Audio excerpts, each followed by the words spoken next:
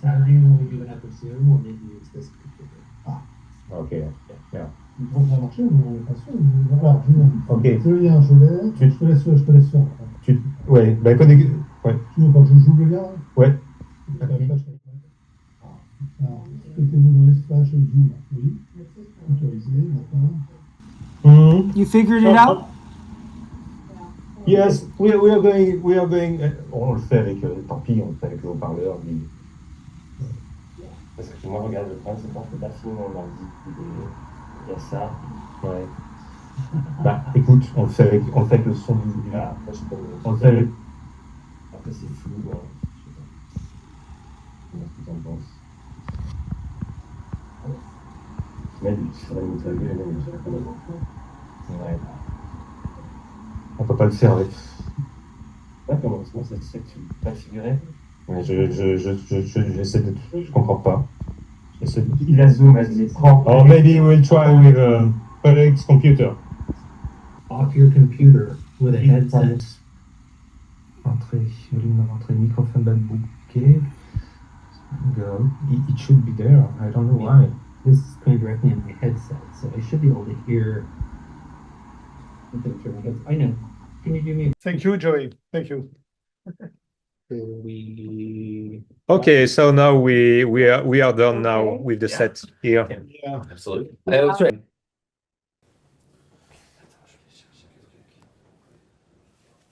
Don't you love their French accents? Love it. I love that. Love that Airbnb, that whole apartment. Yeah, it's cool. Yeah, it's a cool little community they're in right now. Yeah, we went to a restaurant nearby, which was cool too. Dinner tonight, if you were here, you could join us. Sorry guys, but we are rolling. Yeah. So, okay. So you're starting when you want, Cathy. I think, if you were, starting a discussion with Joey, saying, "Hello, hi, Joey. How's it going on?" I was wondering about, when you told me about your meeting with your encountering with Anul and so. Okay. Joey, hi. It is so good to see you and talk with you. How are you? I'm good. I'm interested in your project, and I was interested in how you decided to reach out to Anne Rule and what drew you to her, and eventually going to her house and meeting with her. So I'm really fascinated by that. Sure. No, I was completing my master's in social work with specializing in the area of forensics. And my thesis project was going to be on how the death penalty affects those who are the family and friends and loved ones of the offenders. And Anne's writing and her whole story is it just, with that whole book, Stranger Beside Me, was very autobiographical and very honest. And I knew that she was someone who had been deeply affected by a relationship she had with a violent offender. And when you, so you ended up going to her house, right, and meeting her. And I did. And in looking at your video, you recorded her, and my looking at your video, there was I think that came across to me across the screen on it was, and I've seen lots of her interviews, but this was lengthy and unedited, and my sense was there was a sadness about her, and I wonder if it came across to you at all when you spoke with her, and if that drove her in her writing. Yeah, but when I met with her, she was there was this sadness of she was plagued by having to continue to support one particular work of hers, despite the fact that she had written so many others and so passionately. When I met with her, she was writing a new novel that was so important to her. She was so driven to tell this new story, but I think she continued to be traumatized by this relationship she had with this other novel she had written that basically it stayed with her for the rest of her career until her passing. It's amazing when you look at especially you coming from the psychological agent, sociological side of it, that, you know, she had a trauma in her life when she graduated from college, right after, well, she was about to be married, actually, so it was after college, and she married her college sweetheart, and it was her brother, because her brother had died, and it was a suicide. And so I wonder if she was driven to help people who at the time didn't think they could help themselves, if that was her, you know, focus on writing books to tell people stories to help other people get through bad things that happen in their lives. I'm wondering if any of that came across to you. In any of her statements to you, she was driven, she was passionate about what she did, and she didn't have that big of a social life. She was on TV a lot, but she worked very, very hard, and writing was her life. And so I'm wondering if any of that came out.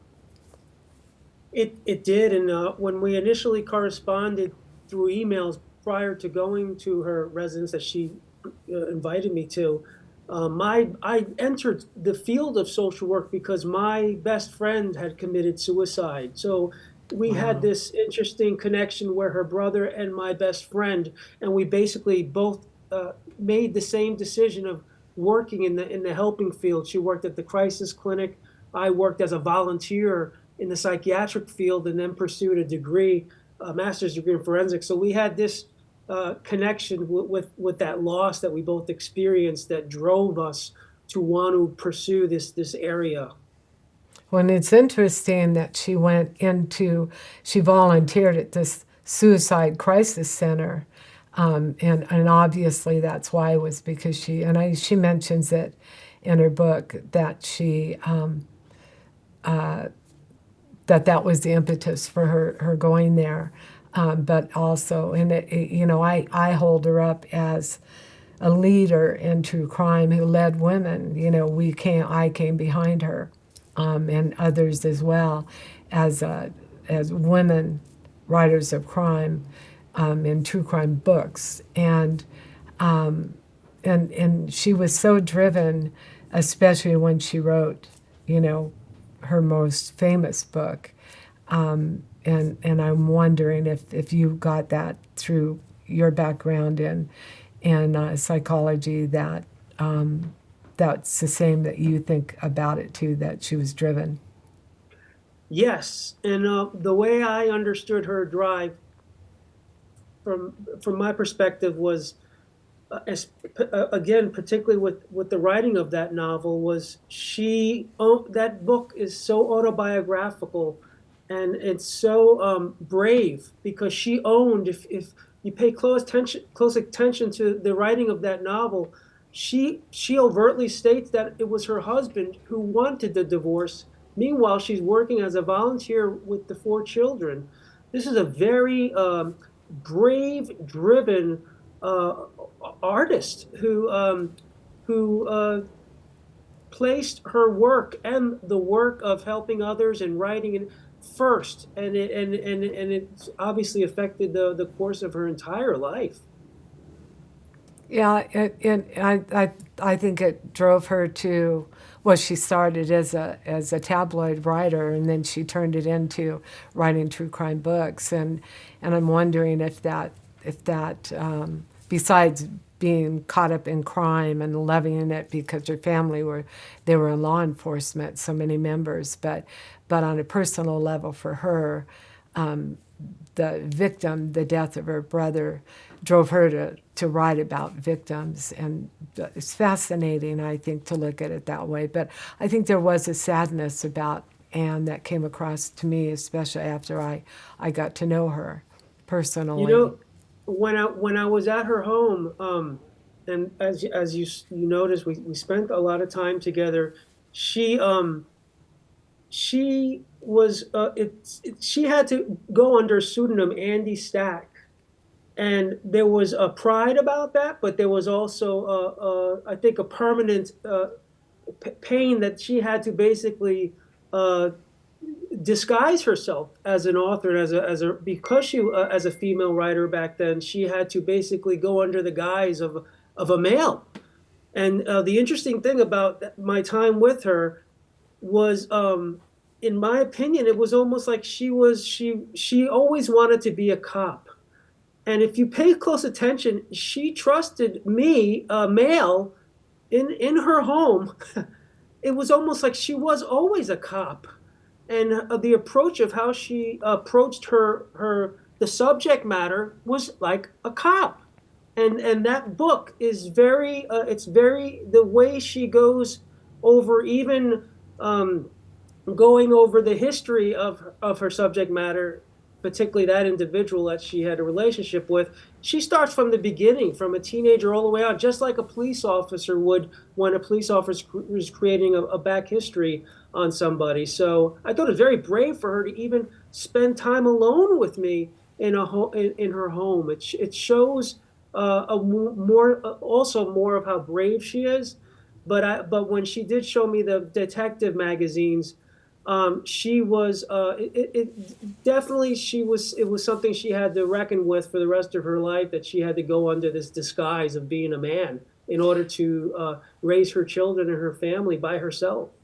That's true, and I wonder too if that being discriminated against was part of her passion and pushing forward, because she was a complex individual and driven, but and not necessarily treated the way she wanted to be treated always. And I think that because she was, and then she came from the tabloids. And tried to prove herself, wanted to be a cop, but didn't become a cop because they wouldn't let them. Women couldn't wear a badge back then in that city, and that she was always trying to prove herself, almost, I think, and worked so hard her entire career, But at that point, really. And the relationship she ended up having as a result of that book, too, I think was complex. Don't you think she was kind of trying to prove herself, especially after having to use Andy Stack, which is a bit misogynist, and instead of her name as a woman, that she was kind of felt victimized herself and was set out to prove herself. When I was introduced to her physically, I entered basically her home, going down this tram into this world of solitude, isolation. Yes, it had a beautiful view of the Puget Sound, but it was definitely a giant home, a sullen home studio where this person just lived by her, very quiet. It did feel sad and sullen, but the tram, to me, was almost served as a metaphor for someone who spent so much of her life hiding away, doing this work away from the public.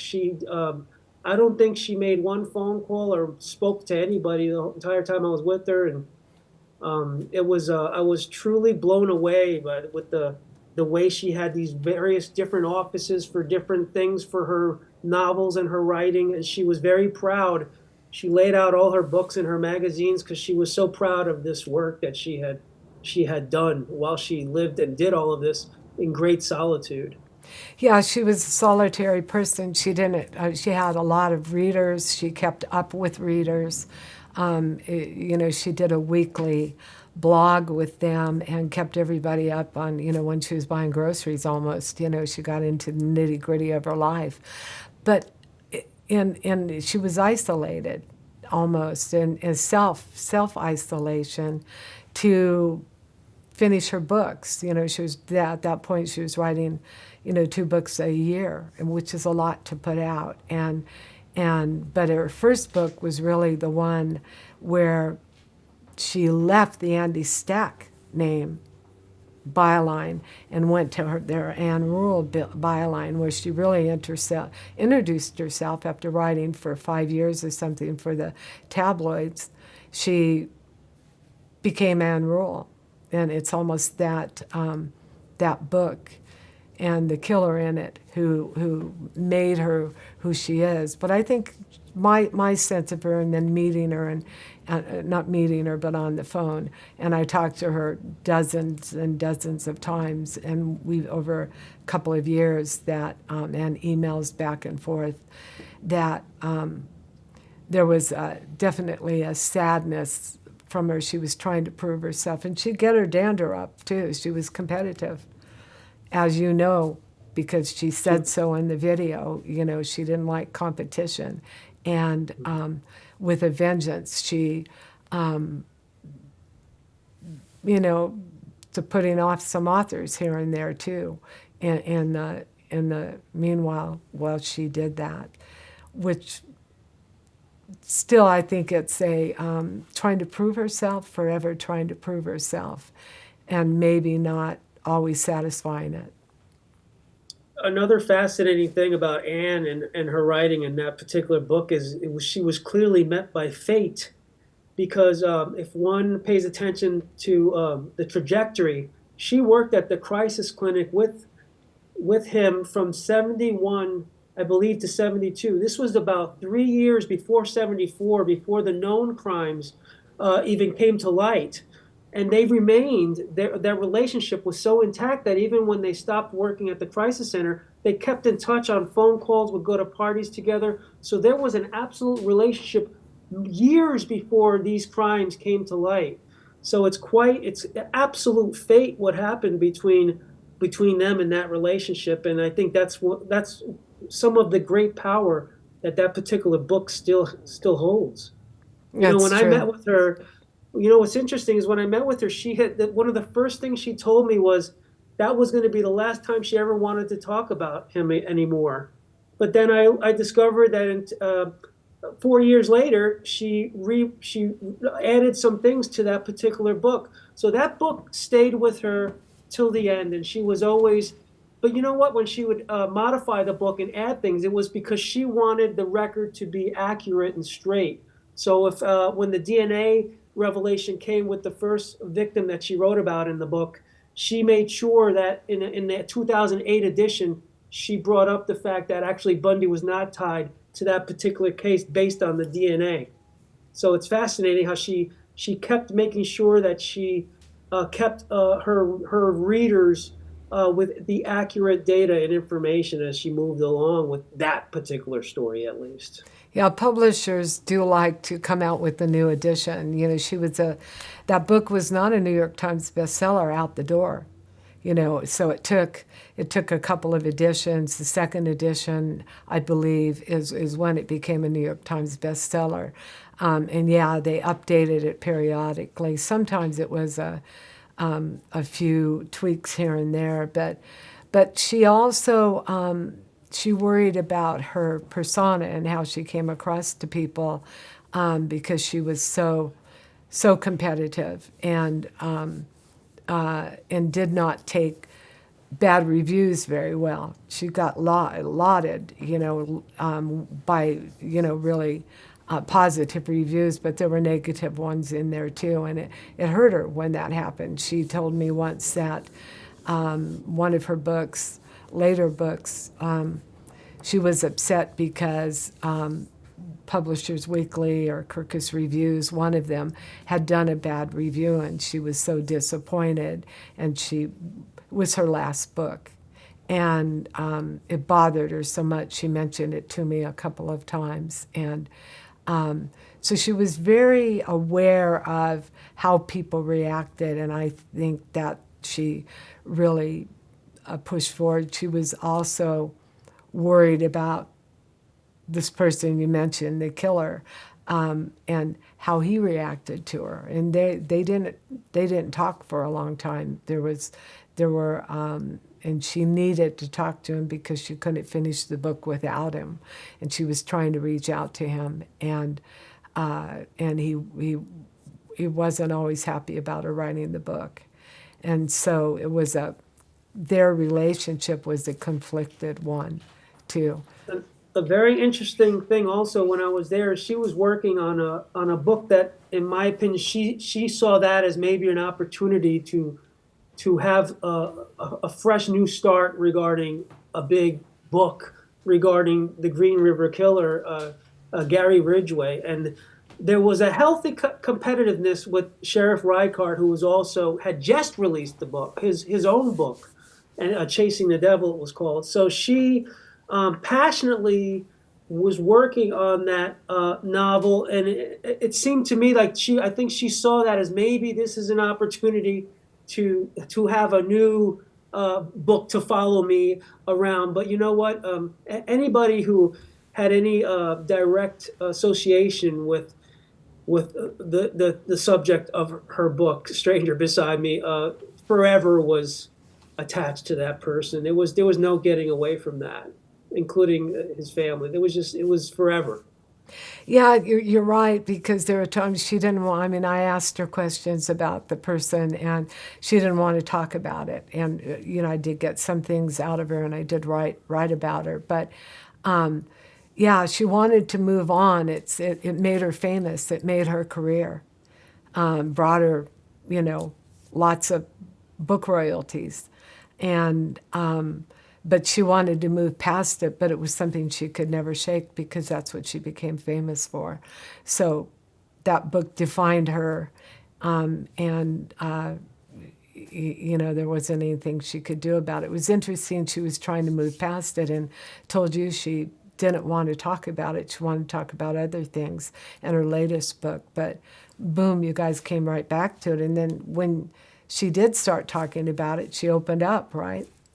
So she couldn't. She did. Yeah, instead of embracing it and just moving with it, she, tried to get away from it. But how could you when it was a bestseller?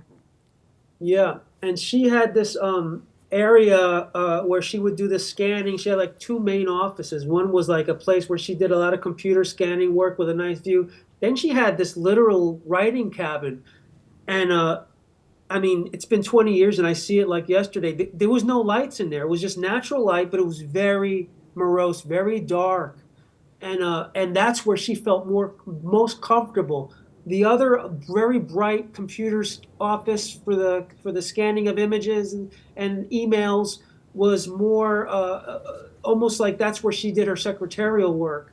But then when she went into that dark, morose cabin, I think that's where the creative thing just came out of her, and that where she was most comfortable and most proud, because she took me there. That was the beginning, and at the end, she made sure that was her real safe haven. That was her artist studio, is what that was, and it was. I'll never forget being in there. It was there was a power in there, and some of it was a sad.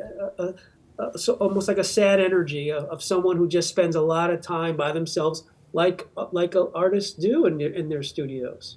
Yeah, and she'd always have a cat or a dog in there with her. There are photos of her. Loved her dog. And it was a place of solitude. And someone described it to me as depressing. It was depressing. She had been there as well and said it was just depressing. And It was she had depressing. this view of Puget Sound in front of her, and sometimes she wouldn't even open the drapes or the blinds, that she just would sit there and write, and from 10 a.m. to 8 p.m. Another thing she told me about it regarding this sadness that she carried was she felt some guilt with the types of works, even going back to the magazine, the detective magazines about the victims. And she said she really wanted to make sure that she did things for victims' rights movements and whatnot, because she did feel a little bit, she had a mixed relationship with the work that she did and the subject matter and the fact that there were victims behind these stories. And she did have a conflict with that, a very powerful conflict where she did her best to try to do things for victims' rights and stuff. Yeah, she once said, I am the voice, I think I'm the only one who's a voice for victims. She actually said that, you know, like she was the anointed one almost, that she was trying to give women a voice. Yet the one person she wrote about who became bigger than life than the victims in her book was the killer himself.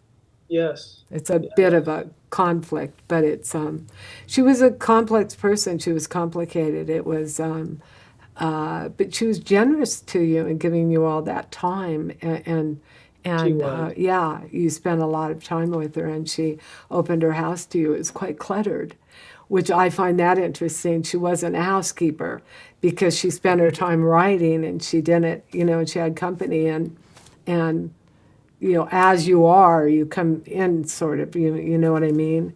This is it, and this is me, and it was, I found that interesting because her writing cottage was even more cluttered than her kitchen area, right?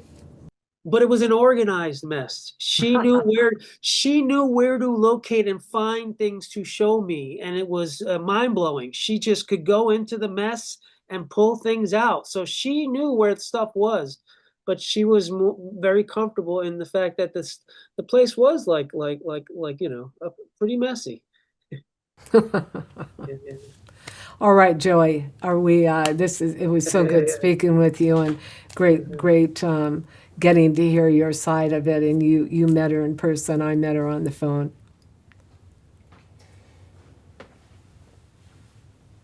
Okay. Is that a tape? It was totally fascinating to hear you. I was mesmerized, you know, hearing you, both of you talking. Okay, when you want, Cathy. Okay. So Joy, as far as her book, The Stranger Beside Me, which I have a copy of it in front of me right now, one fascinating thing I found out about it, and I'm dying to hear what your thoughts are, is her closeness to him, yet she couldn't contact him at some point when she really needed to speak with him in order to finish her book, and he kind of was hiding from her, and makes me wonder if, I mean, she put money on the books in the jail for him when he finally got adopted, Ted Bundy. I'm sorry, he put money on the books when he finally got arrested, and she wanted to continue talking to him because she wanted to learn more about the women he killed, and what she was trying to do was get a confession from him, which she didn't get.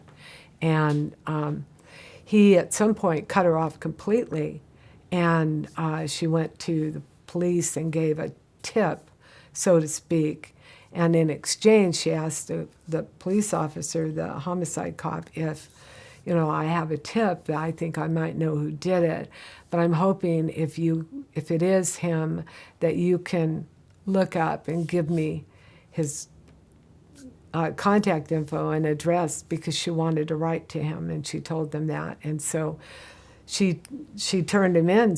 She turned him in, this person who was her friend.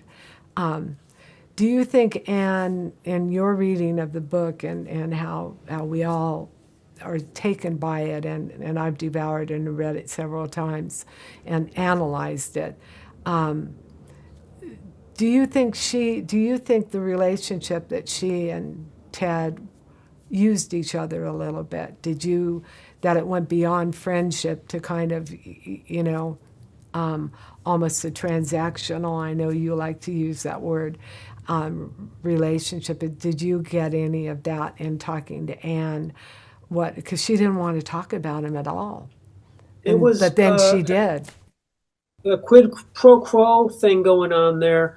The thing about that book, you know, what she did also as a forensic social worker that I thought was fascinating is her relationship with the police department, which was a long relationship she had with them.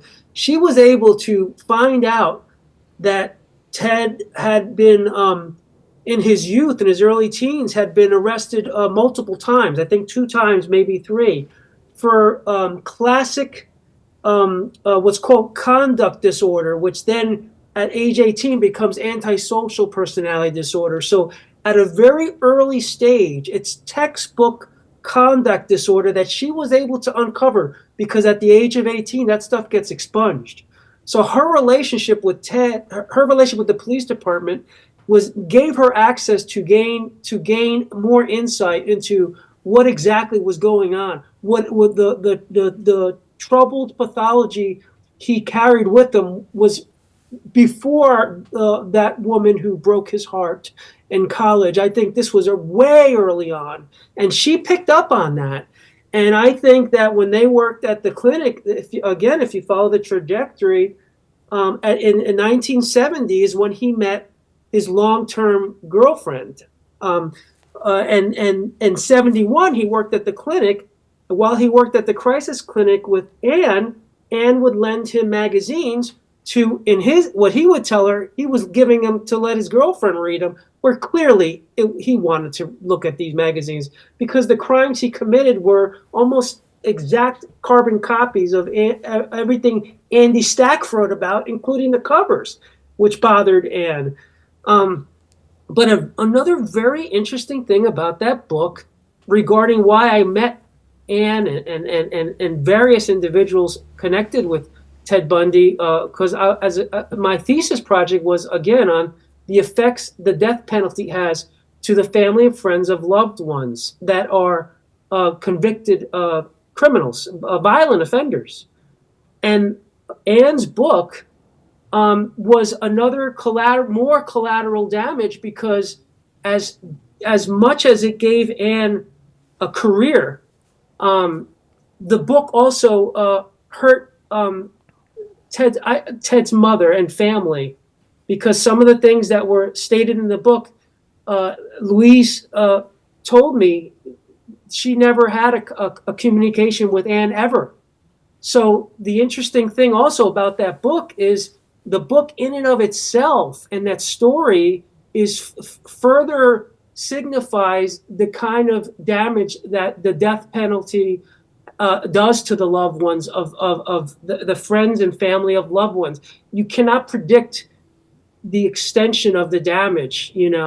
Luis could not even go to Safeway without being harassed. And I asked her, why didn't you ever change your last name? And she emphatically said, I will never change my last name, Bundy. She was very proud of her family that she created with Johnny. And so, yeah, so it was sad because what bothered Anne most was that she said Louise loved her son, and she would tear when she would speak about him. And what bothered her, what hurt her about what happened with the book was that Louise claims that Ted always called her mom, and the book states otherwise. So as powerful and as significant as the book is, and revolutionary in a lot of ways for female writers of true crime and writers in general, female writers, there is the other side of it that, all authors face that issue of you walk a tight line with telling a story, and if it's a true story, then there could be damage and repercussions. People's feelings could get hurt. I want to hear what you have to say, Cathy, as an author about all of that. Well, there are things that as an author you can't get confirmed, and if it's so damaging that you can't get it confirmed, you don't use it.